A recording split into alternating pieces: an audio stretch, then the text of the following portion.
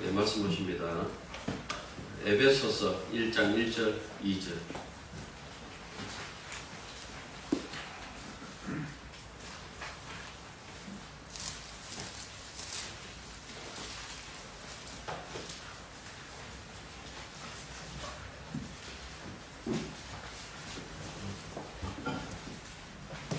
에베소서 1장 1절과 2절.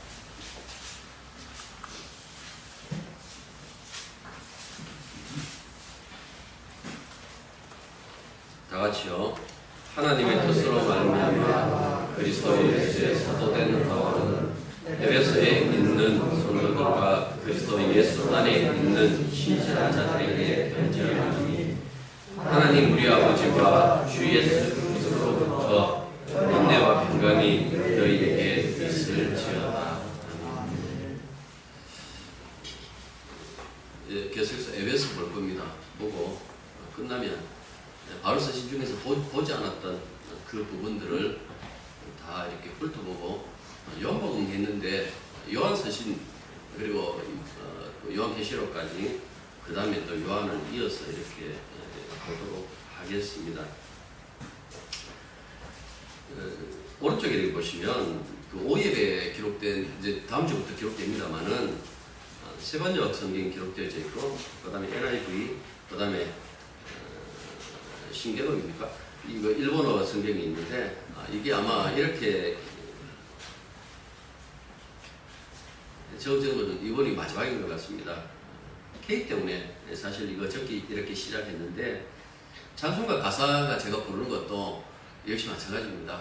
저쪽에서는 전혀 안 보이기 때문에, 제가 이제 하나하나 시간이 가면서 깨우쳐지는 게, 이제는 찬송가를 그대로 카피해갖고 인터넷 보면 많이 떠 있으니까 그걸 해갖고 이번 주간에 부르는 것을 저기다 띄울 겁니다. 띄우면 K 한글 읽을 수 있으니까 읽고, 그 다음에 외국에 있는 우리 조카나 이 친구도 그걸 보고 부르면 되니까 앞으로 그렇게 해야 되겠다는 그 생각이 들었습니다. 자, 이 에베소는요,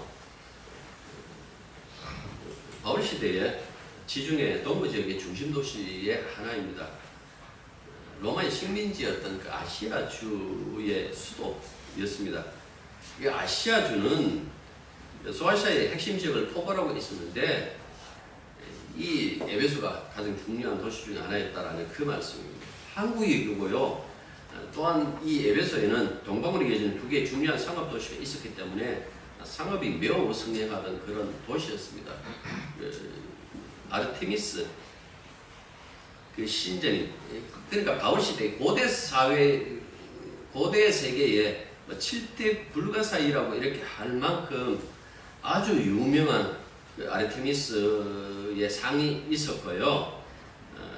성경에 보면, 사도행전 18장에 보면 바울이 2차 선교 여행 때에 마지막에 잠시 이렇게 에베소에 머문 적이 있고요. 그 다음에 이 19장, 사도행전 19장 전체가 그 3차 전도, 3차 선교 여행 기간에 이곳에서 2년 동안 머물면서 어려운 조건 속에서 복음을 전한 그 이야기가 고스란히 사도행전 19장에 다 담겨져 있습니다. 그러니까 이 부분을 보면 에베소에서 바울이 어떻게 복음을 증거했는지 그 부분을 우리가 그나마 찾아볼 수 있는 그런 계기가 된다라는 그 말씀입니다. 에베소에 있는 사람들에게 보내는 바울의 편지하고 고대 사본에 이 표제가 붙어지는데요. 사실은 이 표제가 처음부터 붙어 있는 것이 아니라 후대에 붙어집니다. 소위 말해서 이제 우리가 성경 원본 없어요. 다 사본을 가지고 있는데, 이 중요한 사본에는 1장 1절에 이렇게 보면, 우리가 보면 에베소에 있는 이라고 이렇게 되어 있잖아요. 있는데 이 표현이 빠져 있는 데가 상당히 많습니다. 가장 오래된 사본 중에 특히 유명한 파피루스 46호, 이건 2세기경에 이렇게 2세기경의 파피루스인데요. 바울 서신이 기록되어 있어요. 있는데 거기 보면 그 안에 에페소라는 그 단어 자체가 없어요. 그 단어 자체가 없고, 그 다음에 이게 뭐 성경 비평하는 분들이 아주 중요하게 여기는 신의 사본, 그 다음에 뭐 바티칸 사본, 이런데 역시 1절에 있는 이 에페소에 있는 에페소라는 이 단어가 없습니다. 그리고 사도가 가장 가까이 있었던 이 교부 시대에 오리게네스, 바실리우스 같은 이 사람들도 이 단어가 없는, 에베소라는 이 단어가 없는 이 사본을 사용했다라는 그런 기록들이 남아져 있다라는 그 말씀이에요. 또 다른 거는요, 이 에베소서의 많은 구절들이 거의 어떻게 보면 자부적으로 골로새서와 일치하는 그런 부분들이 굉장히 많아요. 물론 바울 서신으로서 여러 가지 차이가 있지만은, 그래서 사람들이 어떻게 생각했는가 하니까 원래 바울의 한 제자가 골로새서를 이용해서 바울의 이름으로 이 에베소서를 쓴 것은 아닐까라고 이렇게 주장하기도 하고, 또 어떤 사람들은 이 서신이 본래 소아시아 교회들에게 교회가 다 돌려 읽는 이 공개 서신 혹은 회람 서신이었는데, 늘 보면 원래는 처음에는 애 있는 교회라고 공백을 이렇게 해놓고 여기에 그냥 그 공백에다가 에베소라고 쓰면 에베소에 있는 교회라고 이렇게 기록된 것이다 라고 이렇게 추론하기도 해요. 하지만 이 모든 것들은 사실 개연성이 없어. 뭔가 자료가 있어가지고 그렇게 하는 것이 아니라 그렇지 않겠냐라는 그 생각을 가지고 있다라는 그 말씀입니다. 1절에 발시자의 이름이 바울이라고 되어 있는데도 불구하고, 그리고 3장 1절에 보면 갇힌 몸이 되어 있다라는 그 사실도 이야기를 해요. 근데 갇힌 곳이 어디라고 명확하게 이야기도 하지 않기 때문에 이 에베소의 저자의 이 진정성 문제도 이것도 사람들이 굉장히 의심을 합니다. 에라스무스라고 아시죠? 뭐 많이 들으셨잖아요. 에라스무스가 제일 처음에 이 이야기를 해요. 이거는 에베소는 바울이 쓰지 않았을 수도 있다라고 그렇게 얘기하고 난 다음에 많은 사람들이 이 부분에 대해서 동조를 합니다. 그래서 뭐 바울 서신과 다른 어휘나 문체를 사용했다라든가 아니면 약 50개 정도의 단어는 바울 서신 어디에도 사용하지 않는 그 단어들이 나타난다라든가, 이 언어가 항상 그 시대에 따라서 쓰는 언어가 달랐는데 후대 교부 문서에 나타나는 단어가 이 에베소에 들어있다라든지 뭐 이런 것들 때문에 바울이 쓰지 않지 않았을까라는 그 의심도 많은 학자들이 하고 있다라는 그 말씀입니다. 하지만 다시 이야기하자면은 명확하지 않는 가설이에요. 우리가 이 가설 때문에 여기에 뭐 정신 팔릴 이유는 없고요. 그냥 교회가 전통적으로 주장하는 대로 에베소서를 바울이 어딘가 감옥에서 에베소 교회에 보낸 옥중서 쓴다라고 받아들이면 무난한 거예요. 중요한 것은 내용이잖아요. 도대체 이 서신이 말하려는 것이 무엇인가 라는 것을 제대로 파악하고 묵상하는 것이 굉장히 중요하겠죠. 그래서 이 에베소서를 보면요, 하나님께서 이미 창세 전부터 그리스도 안에서 새 인간으로 창조된 교회를 구원하기로 작정하셨다라는 그런 대목들이 나오고, 그 다음에 이 모든 것들이 바로 하나님께서 그리스도를 광대한 우주의 주님으로 주인으로 세우기 위한 하나님의 계획의 결과였다라는 어떤 그런 이야기를 1장 10절의 중심 구조로서 그렇게 이야기를 한다라는 그 말씀입니다. 그리고 이렇게 계속해서 이 뭐 교회론 그러잖아요. 에베소 하면 교회론 하는데 읽어보시면 바울 당시에 그 유대 그리스도인하고 이방 그리스도인들하고 그 사이가 그렇게 별로 썩 좋지는 않았던 것 같습니다. 그러니까 점점 사이가 이렇게 벌어지니까 그 위기를 직면한 바울이 에베소서를 통하여 교회의 일치를 이렇게 권면을 합니다. 그래서 4장 3절 그리고 13절에 보면 헤노테스라는 이 단어를 썼는데요. 이거는 바울 서신에 얘기는 나와요. 그냥 우리는 하나로 이렇게 번역했어요. 이게 하나로 이렇게 번역했는데 교회가 하나 되게 된다는 그 점을 바울이 이야기한 거예요. 이방인 교회 따로, 뭐 유대인 교회 따로 이렇게 있는 것이 아니라 그 두 교회가 하나 되어야 된다. 그것이 참교회다라고 그렇게 얘기를 하고 있다라는 그 말씀입니다. 그래서 복음 안에서는 출신 정분을 나누지 않지 않습니까? 갈라디아서에 보면 특히 3장의 그 끝부분에 그 얘기를 하잖아요. 남자든 여자든 종이든 자유자든 유대인이든 이방인이든 모두가 그리스도 예수 안에서 하나다라는 그 이야기를 해요. 왜 하나라고 얘기를 한 거니까 새 사람이 되었잖아요. 묵은 사람으로서는, 옛 사람으로서는 각각 출신 성분이 다 다르고 신분이 다 다르고 국가가 다 다른데요. 이제 그리스도 예수 안에서 새 사람이 되면 다 예수로 말미암아 한 형제가 되었고 한 자매가 되었기 때문에 결국 하나 될 수밖에 없다라는 그 이야기를 하는 거예요. 그러니까 너희들이 이 예배소설을 읽어보면 뒤에 뭐 다른 서신에도 그 얘기를 합니다만은 새 창조 이야기, 새로운 사람이 되었다라는 그 이야기를 해요. 그 이야기를 함으로 말미암아 왜 우리가 하나 될 수밖에 없으며 왜 교회가 하나 되며 왜 한 마음으로 주님을 섬겨야 되는지, 서로를 섬겨야 되는지 그 이야기를 근거로 이 새 사람 된 것에 대해서 끄집어내 온다라는 그 말씀입니다. 그래서 편지의 절반을 차지하는 이 훈계 부분이요, 4장부터 6장까지가 되어져 있는데 여기에 이 부분을 아주 집중하고 이끌어가는 것을 볼 수 있다라는 그 말씀입니다. 에베소는 크게는 두 단락으로 나눌 수 있어요. 가장 두드러진 이 단락을 이렇게 보면 1장부터 3장 일반적으로 결론을 표시하는 그 영광성으로 끝나요. 3장 1절부터 21절 보십시오. 그거 보면 그 영광을 돌려요. 그리고 4장 1절에 보면 그러므로 주 안에 갇힌 내가 너희를 권하노니 하고 이야기를 해요. 그러니까 1장부터 3장은 복음 안에 나타난 하나님의 은혜와 진리의 그 충만함, 그걸 찬양하고 4장부터 6장까지는 그리스도 안에서 창조된 새로운 질서, 그 질서 속에 있는 교회는 철저하게 그 질서를 따를 것을 권면하겠다라는 그 말씀입니다. 그래서 이 이야기를 하는데요, 다른 서신과 마찬가지로 언제나 그리스도의 그 십자가 중심에, 그러니까 그리스도의 사건을 중심으로 그 은총으로 말미암아 이런 것을 요구한다라는 그 점을 분명히 얘기를 해요. 특히 아까 우리 교회에 하나 되는 것 이야기했잖아요. 2장 14절을 보시면 막힌 담을 자신의 육체로 퍼셨다라고 이렇게 얘기해요. 그다음에 2장 10절을 보시면 원수된 것을 십자가로 소멸하여 한 몸으로 하나님과 화목하게 하셨다라는 이 두 구절이 있어요. 그러니까 예수님은 그 몸을 바쳐서 어떻게 했다고요? 하나님과 죄인을 하나 만들고, 죄인과 죄인을 하나 만들었다라는 그 이야기를 하고 있는 거예요. 그래서 하나 될 수밖에 없는 그 이유를 어디서 찾는가 하니까 예수님의 그 십자가의 죽음, 당신의 몸을 쪼개는 그것을 통해서 하나 되게 하셨다라고 그렇게 얘기를 해요. 이 모든 것들은 조금 전에 제가 말씀드린 것처럼, 자 10절 한번 보십시오. 굉장히 중요한데요.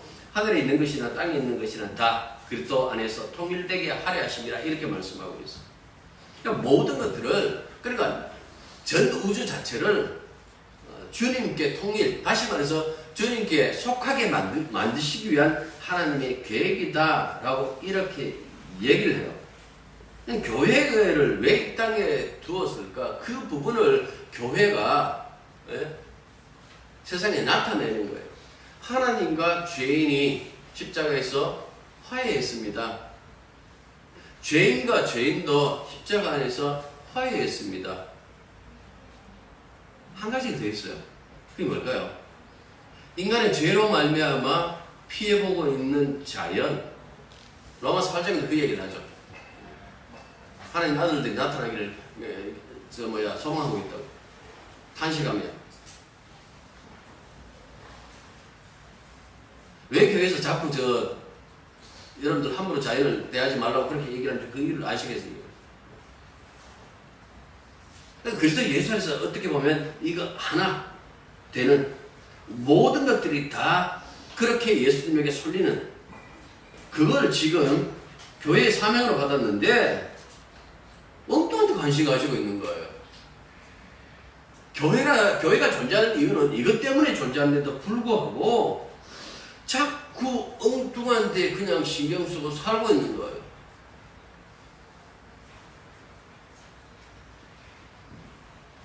믿음이 굉장히 중요해요. 신앙생활하는 이 하루가요, 이 한 시간이 일주일 내내 잡아먹어요.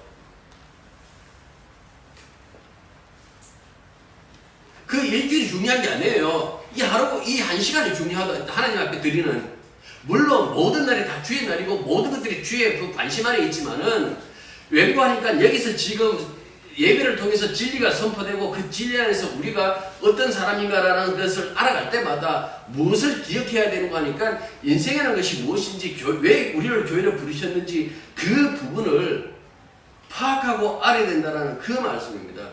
이렇게 하나 되지 않고 화목되지 않는 것은 교회가 아니지라는 그 경종을 에베소서를 통해서 바울이 지금 우리들에게 알려주고 있는 거예요.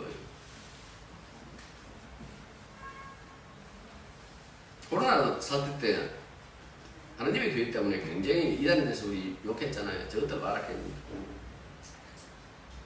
근데 막상 교회를 이렇게 뒤집어 보니까, 한국에 뒤집어 보니까, 이거는 노골적인 이단이든 아니면 기존 어떤 교단에 속했던 보면 그 교회 속에 이단성을 가지고 있는 그 교회들이 굉장히 많았어요. 인천이 어디입니까? 빛과 진리의 교회. 우리 평양노예인가 우리 교단이에요. 네? 그러니까 가만히 생각 한번 해보십시오. 이 이단의 특징이 뭔가니까, 복음이 아닌 것을 복음인 양 믿고 있는 거예요. 진짜 복음을 아는 사람들은 그거 눈치채야 되는데, 서로가 그냥 그걸 모르니까 그냥 그 자리에 앉아 있는 거예요. 그래서 제가 그랬잖아요. 목사나 그 교회 교인이나 거의 똑같다고.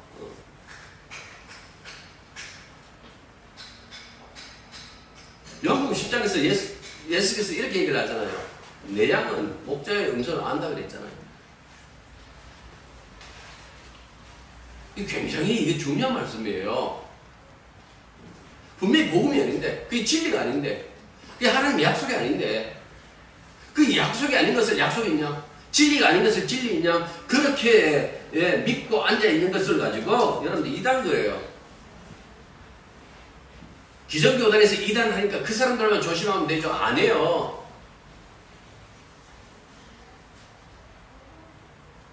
우리가 속해져 있는 이 모든 세상이, 모든 사회가요, 총성 없는 전쟁터예요. 여기서 우리가 살아간다는 그 말씀입니다.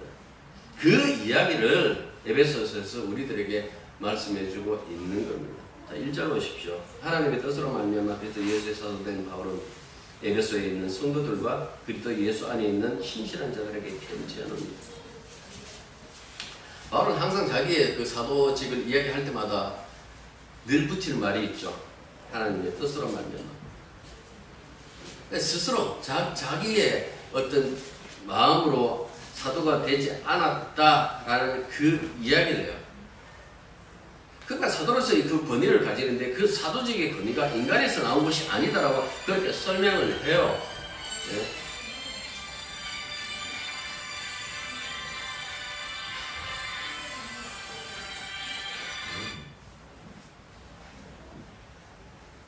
왜 그 얘기를 할까요? 기독교에서 통용되고 있는 그 모든 것들은 인간에게서 나온 것이 아니다라는 그 말씀이에요. 모든 것들이 주님으로부터 나온다라는 그 이야기를 해요. 그래서 하나님의 뜻, 이렇게 얘기를 해요. 사도만 하나님의 뜻으로 부름을 받는 것이 아니라 그 다음에 나온다는 건 뭡니까? 성도. 이 성도라는 단어도 역시 마찬가지로 거룩한 이 사람들도 여러분들 자기 스스로 나 성도 되어야지, 나는 착하게 살아서 성도 되어야지, 그렇게 할 수 없다라는 그 말씀입니다. 끊임없이 에베소에서 9번인가 성도라는 단어가 나와요. 나오는데 이게 뭡니까? 하나님이 부리셔서 거룩하게 만드셨다라는 그 말씀. 그러니까 바울의 이해 속에 기독교는 절대로 인간으로부터 출발하지 않는다라는 거예요. 자주 제가 여러분들에게 드렸던 말씀 중에 하나가 종교와 기독교가 다르다 그랬잖아요. 모든 종교는 인간으로부터 출발해요. 인간의 그 탐욕이, 인간의 욕망이, 그래서 이 계기가 되어서 종교가 나오는데요. 기독교는 그렇지 않다라고 얘기를 했잖아요. 이걸 믿음이 없으면 똑같이 보이는데요. 믿음을 가지고 보면 달라요. 아, 우리 쪽에서 출발하는 것이 아무것도 없네. 모든 것들이 다 하나님으로부터 출발하네. 그분이 주신 은혜로 말미암아 이렇게 교회가 세워지고 출발하는 거네. 나는 내가 교회에서 열심히 봉사해서 우리 목사님이 이뻐해서 그렇게 임직된다고 생각했는데 아니네. 전혀 그것과 상관없이 그렇게 세워버리시네. 아, 이거는 분명히 그러면 인간에게서 나온 것이 아니면 하나님이 세우시는 것이네. 그래서 그 누가복음 해놨잖아요. 봉사 다 하고 제발 터세하지 말라고. 아이고, 마땅히 해야 될 것을 했을 뿐입니다. 그 이야기를 푸는 것은 모든 것들이 다 주님으로부터 나왔다라는 그 이야기를 하고 있는 거예요.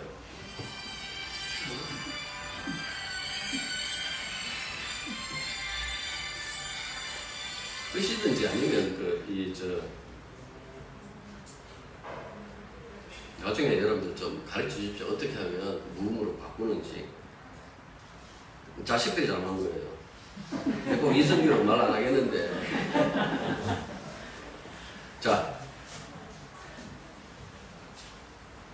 그리스도인들이란 하나님 주다시는 그 은혜로 말미암아, 그래서 사절에서 그 얘기를 해요. 창세전부터 이렇게 얘기를 해요. 특히 예수 그리스도의 십자가의 피로 7절 보면 그 얘기를 하죠. 속량했다라는 그 얘기를 해요. 그래서 왜 이런 이야기를 하고 있을까요? 자, 5장 26절 보십시오. 5장 26절에 또 이렇게 얘기를 해요. 이는 곧 물로 씻어 말씀을 깨끗하게 하사 거룩하게 하시고, 뭐가 교회가 하는 것은 우리를 이렇게 생각하시면 되는 거예요. 그래서 성도라고 부른다라고 이렇게 얘기를 해요. 그러니까 앞서도 말씀드린 것처럼 이 거룩함이 우리들의 행위로부터 오는 건 아니다라고 말씀하고 있죠. 하나님의 은혜로부터 온 것이 바로 성도다라고, 이 거룩합니다라고 그렇게 말하고 있는 거예요. 따라서 이것은 하나님의 선물이지 사람들이 성취해 나가는 것이 아니다라는 그 말씀이에요.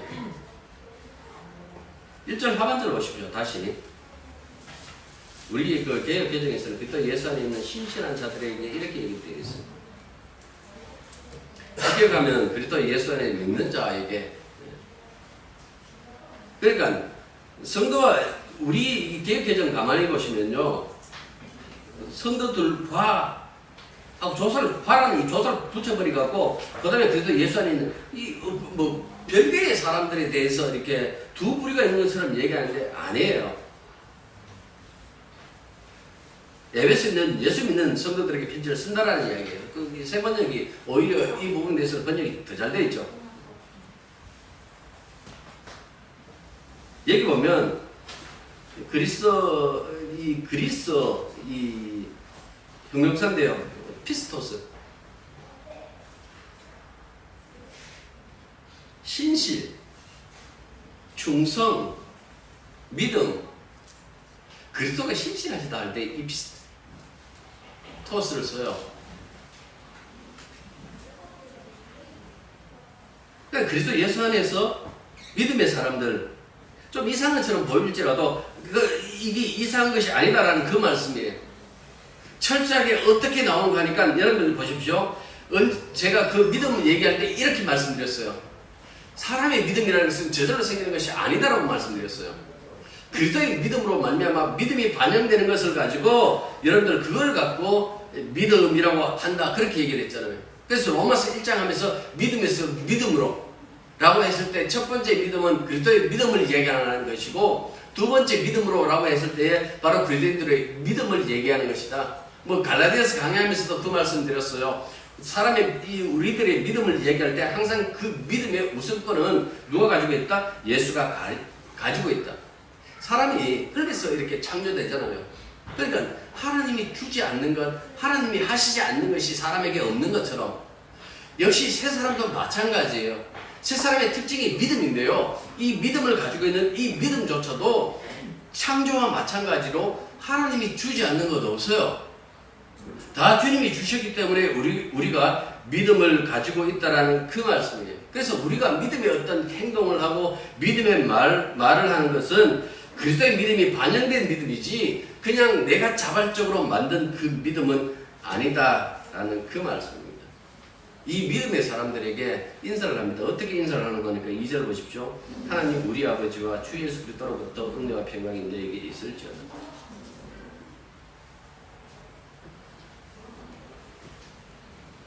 여기 하나님 우리 아버지라는 문장이 뒷받침하고 있죠. 왜 하나님 우리 아버지와 이렇게 얘기를 했을까요? 무엇으로, 누구로부터 오는가라는 그 부분을 이야기를 해요. 원래 하나님은 우리 아버지 아니에요. 우리 죄인들이에요. 3절에서 그래서 어떻게 얘기를 하냐니까 예수 그리스도의 아버지를 얘기를 해요. 그러니까 예수 그리스도의 아버지가 어떻게 우리 아버지가 되었을까? 항상 얘기를 하잖아요. 바울서신 보면 주 안에서 그리스도 예수 안에서 뭐 반복하잖아요. 그러니까 아들이 아들 안에 있는 우리들, 이거 로마서 8장에서는 양자의 영 받았다 이렇게 얘기를 해요. 그 양자된 우리들이 항상 할 수 있는 것이 무엇인가 하니까 이제 하나님, 그 예수의 아버지신 하나님을 향해서 뭐라고 얘기를 한다고요? 아버지라고 할 수 있다는 그 얘기를 해요. 그러니까 보십시오. 우리들이 누리는 이 신분과 자격과 이 복과 축복과 이 모든 것들이 다 일방적으로 주어지는 선물로 인하여 누리는 것이지 우리 쪽에서 무엇을 해서 얻는 것은 분명히 아니다라는 그 사실을 이야기를 해주고 있는 거예요. 이 아버지에 대한 이야기는요, 다음 주에 다시 하기로 하고요. 은혜라고 이렇게 나오잖아요. 아이고, 집사님 은혜 받았네. 도대체 은혜가 뭘까요? 여러분들 은혜 받았다 그랬을 때 어떤 경우에 은혜 받았다 그래요? 사람들 입장에서 이렇게 봤을 때 잘 됐네, 잘 풀렸네, 그러면 은혜 받았다고 생각해요. 자식이 잘 안 풀리고 힘든 일을 당하고 있으면 아이고 저 사람에게 은혜가 없다라고 그렇게 착각한다는 이야기예요. 은혜는 여러분들 우리 입장에서 내 편에서 좋은 것, 그걸 갖고 은혜라고 성경은 얘기를 하질 않아요. 누가 봐도 아이고 잘됐다, 그걸 갖고 성경 은혜라고 얘기를 하질 않아요. 그런데 우리가 은혜라는 단어를 쉽게 쓰면서 어떻게 생각하는가 하니까 내 잘되는 것, 혹은 누가 봐도 남이 잘 돼 있는 그 상태를 보고 아이고 은혜 받았네라고 그렇게 생각하는 거예요. 은혜는 그런 것이 아니라 하나님의 뜻이 이루어진 그 상태를 얘기를 하는 거예요. 예를 들어 가지고 지금 바울이 편지 어디서 쓰고 있어요? 감옥에서 쓰고 있어요. 이걸 우리가 앞서 고린도 후서에서 봤잖아요. 하나님 은혜의 역사라고.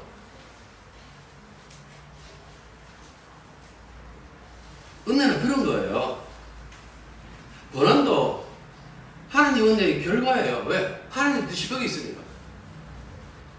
이런 차원에서 우리가 받아들여야 되는데 우리는 늘 뭡니까? 은혜하면 은혜 받을 자격이 있는 사람이 있는 것처럼 착각해요.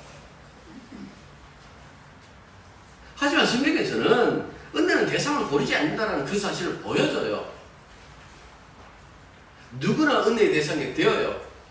우리 입장에서 저 인간이 저렇게 참 형편없는 인간을 라고 생각하는 그 사람들이 하나님의 은혜의 대상이 되어요. 왠가 하니까 은혜는 대상을 고르질 않아요. 은혜가 역사하시면 그 대상이 변하기 때문에 그렇다라는 그 말씀입니다. 누구보다도 이 에베소서를 쓴 바울을 생각해 보십시오. 인간적으로 봤을 때에 사도로서 적합한 자인가요? 바울의 어떤 그 일생을 이 사도행전에서 다루고 있으면서 가장 먼저 뭘 얘기를 합니까? 이 사람 참 착한 사람이다. 이 사람 참 법 없이도 살 사람이다. 이 사람 정말 충성했다. 그 얘기를 합니까? 안 해요. 예수를 핍박한 사람이다. 스데반이 돌에 맞아 죽을 때에 증인으로 썼어요. 증인이라는 것은 내가 이 일에 대해서 모든 책임을 지겠다. 사도 바울 앞에 다 옷들을 이렇게 벗어나요. 그 옷을 가지고 있다라는 그 이유, 그것이 바로 증인이라는 뜻이에요. 내가 모든 것을 다 책임진다. 책임자. 그래서 스데반이 죽어요. 죽고 난 다음도 보십시오. 죽고 난 다음에 그에 대해서 불쌍히 여기는 그 마음 없었어요. 오히려 분기탱천하여서 다맥성으로 간다고요. 왜? 예수 믿는 사람들 다 잡아 죽이기 위하여. 그러다가 예수 만나요. 그걸 갖고 여러분들 은혜 이렇게 얘기를 해요. 우리 생각에는 차라리 설교도 잘하는 이 스데반이, 말도 잘하는 이 스데반이, 수천 년 그 기독교 역사를 그냥 압축시켜서 설교하는 이 스데반이, 천사의 얼굴 하는 이 스데반이 계속해서 사도로서 쓰임을 받으면 좋지 않겠나라고 생각했는데, 하나님께서 스데반을 죽이고 사도로, 이 바울을 사도로 삼아요. 이방인이. 그걸 갖고 은혜 이렇게 얘기를 해요.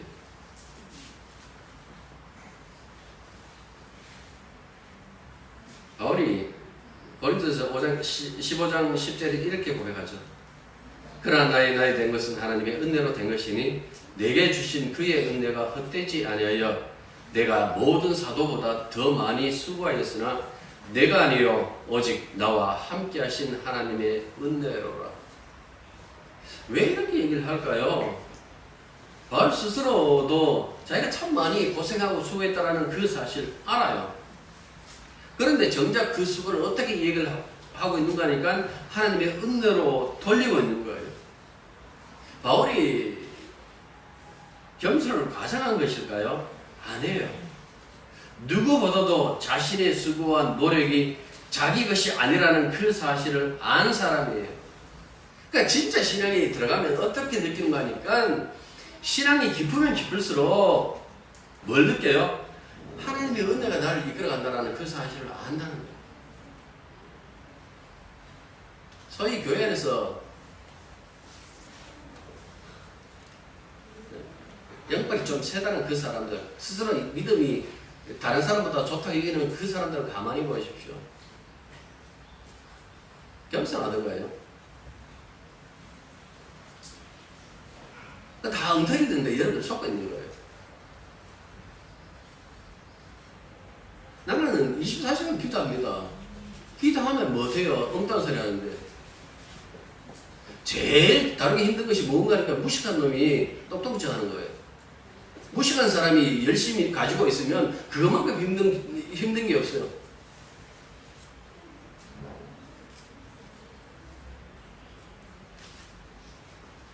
진짜 은혜가 무엇인지 안다라면 자기가 한 일이 없다라는 것, 할 수 있는 것이 아무것도 없다라는 그 사실을 명확하게 밝힐 뿐만 아니라 그렇게 삶을 살아요. 그런데 나는 다르다라고 생각하는 그 자체가 은혜를 모른다라는 이야기예요. 은혜 얘기할 때 늘 그랬잖아요. 인간의 그 어떤 것도 0.0000001%도 거기에 보태질 수 없다라는 그 말씀 드렸어요. 모든 것이 다 하나님으로부터 온다라고 그렇게 얘기를 해요. 그걸 갖고 은혜라고 얘기를 해요. 그 다음 평화 이야기하죠. 평강이라고 했지만 평화에 대한 평화에 대한 어떤 염원은 모든 사람들이 다 가지고 있죠. 특히 우리나라도 이 평화에 대한 어떤 그 염원들이 있잖아요. 그런데 가만히 생각해 보십시오. 우리가 추구하는 그 평화라는 것은 언제나 보면 힘에서부터 나와요. 그런데 보십시오. 예수님 당시에 특히 이 로마 제국이 굉장히 강대했어요. 그래 팍스 로마나가 예수님이 태어나기 바로 직전부터 시작해갖고 꽤 오래 가요. 네? 그 로마의 평화가 어떤 평화인가요? 힘의 평화죠. 힘의 논리로 그 평화를 이루죠. 한쪽의 평화를 이야기하는 분은 칼을 쓰는 자 칼로 망한다 하면서 그것과는 전혀 다른 평화를 이야기를 하셨어요. 그러니까 두 평화가 있어요. 하나는 로마의 평화, 힘에 의한 칼에 의한 그 평화가 있고, 한쪽은 그리스도 예수가 전해주고자 하는 그 선물로서의 평화가 있다는 그 말씀이에요. 자, 이 두 평화가 충돌을 해요. 그러니까 힘을 가진 자는 당연히 이 힘을 가지지 않는 자의 이 평화를 무시해버리고 핍박을 해버리죠. 이걸 갖고 고난, 고통 그렇게 얘기를 해요. 그러니까 이런 현상들이 이 세상에서 사라지는 거 아니에요. 여전해요. 팍스 아메리카나. 우리는 지금 그 시대를 살고 있어요. 미국이 주도하는 세계의 평화. 트럼프가 되고 난 다음에 어떻게 보면 미국의 이 속마음이 드러났어요. 늘 그 사람이 얘기하는 게 있죠. 아메리카 퍼스트. 근데 이게 굉장히 세계 전체를 지금 혼란스럽게 하고 있는 거예요. 이 사람은 모든 것들 다 경제 논리를 이렇게 풀고 있지 않습니까? 이 사람의 행동을 소위 이렇게 생각하면 되는 거예요. 평화를 그냥 세계 평화라는 그 명목으로 각 나라의 멱살을 붙잡고 돈 내놔라 하고 있는 거예요. 우리 멱살을 붙잡고 흔들면서 돈 더 내놔라 그러고 유럽 멱살을 붙잡고 돈 더 내라 위협하고 있는 거예요. 여기서 좀 생각 있는 분들, 신앙이나 좀 있는 분들은 굉장히 이걸 수치스럽게 얘기를 하죠. 자신들이 헌신해야 될 그 부분을 모든 것을 다 돈으로 생각하니까 이걸 갖고 평화다. 과연 이렇게 평화가 주어지는가? 늘 우리 뭐 평화에 대한 그 논쟁, 남북한 논쟁에 하면 우리도 핵폭탄을 만들어야 된다. 만들어 어떻게 하시려고요? 그걸 가지고 있으면 평화가 보장되나요?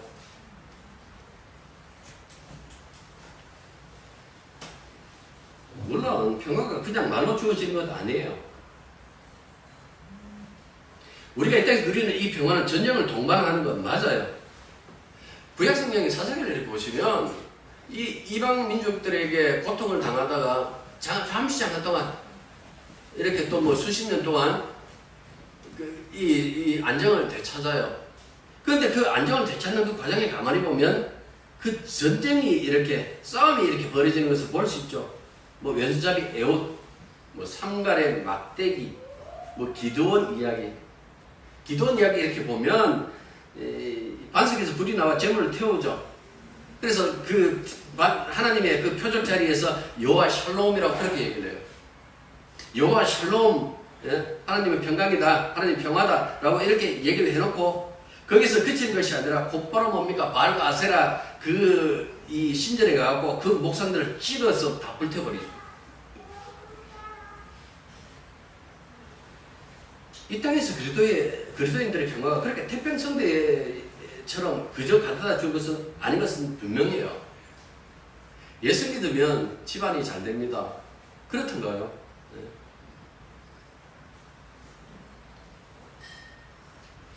제 예수 믿는다, 신학교 간다 하니까 우리 집안은 난리가 나던데.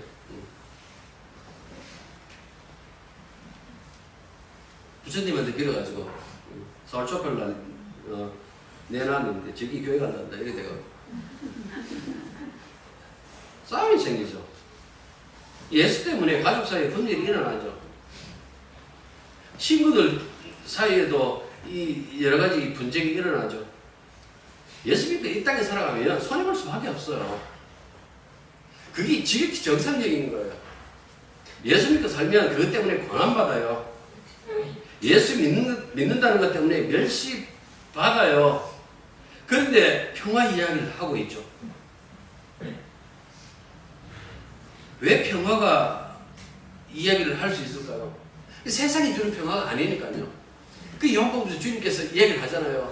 평안들이 있지만 그 평화거든요. 그러니까 보십시오. 주님이 주시는 것은 세상이 주는 것과 다르다. 세상이 주는 것은 뭡니까? 일단 싸움만 벌어지지 않으면 평화라고 그렇게 생각해요. 그런 평화 말고요. 성경에서 말한 평화는 뭡니까? 하나님과의 그 관계, 사람과 사람과의 그 관계, 사람과 이 자연과의 그 관계, 그 관계를 이야기를 해요. 그래서 평화를 이야기를 할 때마다 하나님과의 그 관계를 늘 붙여서 이야기를 하는 거예요. 앞서도 이야기했지만 에베소서는 옥중서신이에요. 감옥에 있다는 거예요. 그 추잡고 불편한 그 감옥에서 사도 바울이 평화를 이야기를 해요. 빌립보서 이 옥중서신인가 보면 기뻐라 이렇게 얘기를 해요. 어떻게 거기서 기뻐할 수 있으며 거기서 어떻게 이 평화를 찾을 수 있을까? 왜 찾을까요? 바울이 봤던 그 평화가 하나님과의 관계예요. 그 관계 속에서 여러분들 진정한 평화를 얻은 거예요. 진짜 평화가 여기 있구나. 조물주와 피조물의 그 관계, 그 관계에 그 평화, 그 평화이기 때문에 우리가 하나님 안에서 아버지라고 얘기를 해요. 그 은혜가 있기 때문에 비로소 뭡니까? 그 안에서도 감사드릴 수 있었고, 그 안에서 평화를 논할 수도 있었고, 그 안에서 기뻐하라고 그렇게 권면할 수도 있었다라는 그 말씀이에요. 이 모든 것들이 그리스도의 십자가로부터 왔다라는 그 사실을 알아요. 그래서 이 바울 서신에 있는 것과 마찬가지로 이 에베소서 역시 십자가 때문에 얻게 된 그 은혜, 그 평화, 그 기쁨, 그 모든 것들을 이야기를 하고 있다라는 그 말씀이에요. 그 이야기가 바로 그 중심이 9절이 바로 10절이에요. 하나님은 그리스도 안에서 온 우주를 평화롭게 하신다. 9절부터 보십시오. 그 뜻의 비밀을 우리에게 알리신 것이요 그의 기뻐하심을 따라 그리스도 안에서 때가 찬 경륜을 위하여 예정하신 것이니 하늘에 있는 것이나 땅에 있는 것이나 다 그리스도 안에서 통일되게 하려 하십니다. 모든 것이 다 그리스도 안에서 이렇게 그리스도의 그 지배 안에 들어가는 것, 그분의 통치를 받는 것, 이걸 목표로 하고 있다는 그 말씀입니다. 주님과의 관계가 평안하다면 그러면 진정한 평안을 누리는 사람입니다. 기도하겠습니다.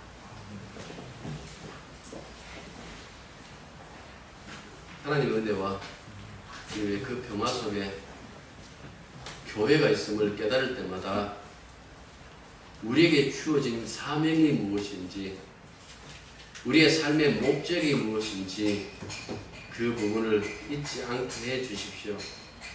내가 아무리 세상에서 세상 사람들과 두루 잘 지낸다 할지라도 하나님과의 관계가 틀어져 있으면 평화를 누리는 것이 아니라 저주와 심판 속에 있다는 그 사실을 깨닫고 먼저 하나님과의 관계를 회복하고 그 다음에 사람과 사람 관계 속에서 우리가 희생하여 또다시 평화를 누리는 그런 어떤 위치에 있음을 알게 해주시사 항상 기뻐하고 감사하는 그 마음 가지고 주 안에서의 믿음 생활을 영위할 수 있도록 인도하여 주옵소서. 예수님 이름으로 기도드립니다. 아멘. 335장이요. 오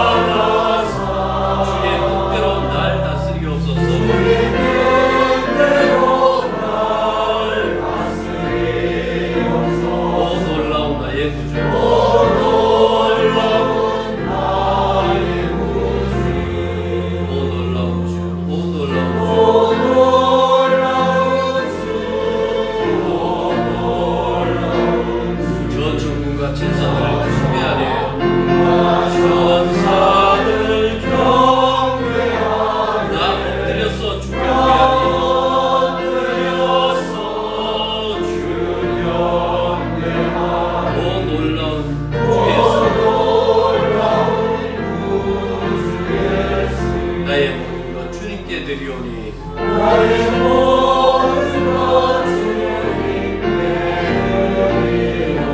주여 기쁘게 받으시사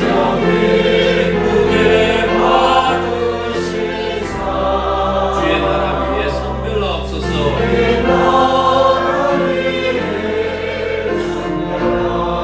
오 놀라운 나의 구주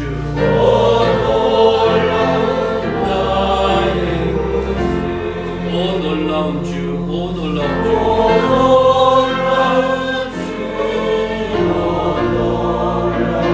저 천군과 천사들 경배하네.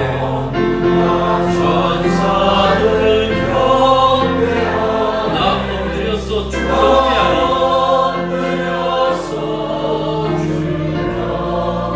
오 놀라운 구주에서 주의 광채가 찬란히 비춰오네.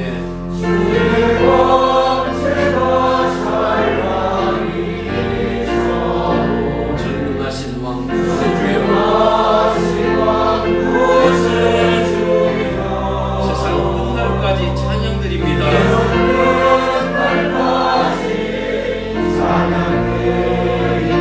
오 놀라운 나의 오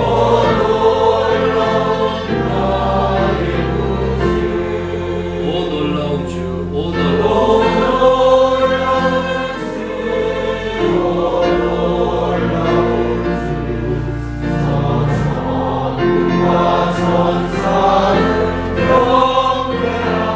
나 그래서 주 경배하리.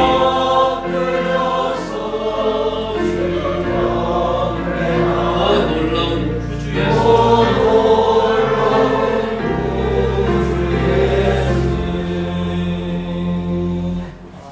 자, 교회 소식 전합니다. 예배 생방송은 돌보교회 라이브 밴드로 시청 가능합니다.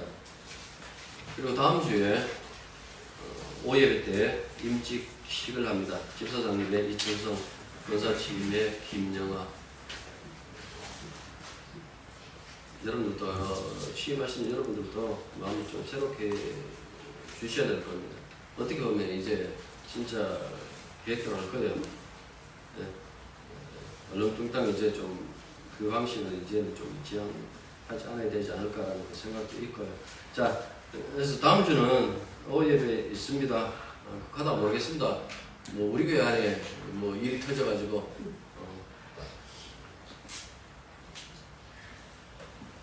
갑자기 뭐 TBS에서 우리 박 집사님이 또 카메라 들고 와 우리 교회 와서 지지할 수도 있습니다. 뭐 그렇게 되지 않은 한 여러분들이 일주일 내내 좀 조심하십시오. 그냥 예배를 위하여 그냥 산다라고 생각하시고 좀 이렇게 조심하시고 열나면 나는 좀 괜찮다 생각할지라도 다른 사람 생각하셔가지고 미리 그냥 대신 전화만 주십시오. 전화를 주시든지 문자를 하시든지 이렇게 교회 못 갑니다라고 이렇게 해주시고 집에 계시고 나머지 분들은 마스크를 계속 쓰고 계십시오. 하시고 어차피 다음 주에 식사 제공되는데요. 가족끼리 앉아 주십시오. 가족끼리 앉아 좀 띄엄띄엄 이렇게 떨어져 가족끼리 앉으셔서 식사하시고 그러고 이 경상도 스타일은 아시죠? 밥 먹을 때 말하면 누가 찍기노? 그 아버지 그 얘기를 하면 다 조용하게 침묵 속에서 밥만 먹는 거예요. 그러니까 이제 뭐 말씀은 나중에 꼭 하고 싶으면 마스크 쓰고 예, 하시고 식사 중에는 침묵으로 식사만 이렇게 하시는 걸로 이렇게 하겠습니다. 여러분들 지금 앉은 이 자리 당분간 이렇게 지정 좌석처럼 좀 이렇게 해주시기 바랍니다. 앉았다가 나중에 코로나 사라지면 원래 의자로 저도 이거 뭐 보기 별로 안 좋습니다. 그러니까 복구하겠습니다. 복구할 때 그때까지만 좀 불편하더라도 앉아주시고 그러고 교회에서 내 자리가는 없습니다. 없지만은 지금이 실적이 수상하니까 어쩔 수 없이 지정대로 하니까 당분간만 좀 참으시고 이렇게 앉아 주시길 바랍니다.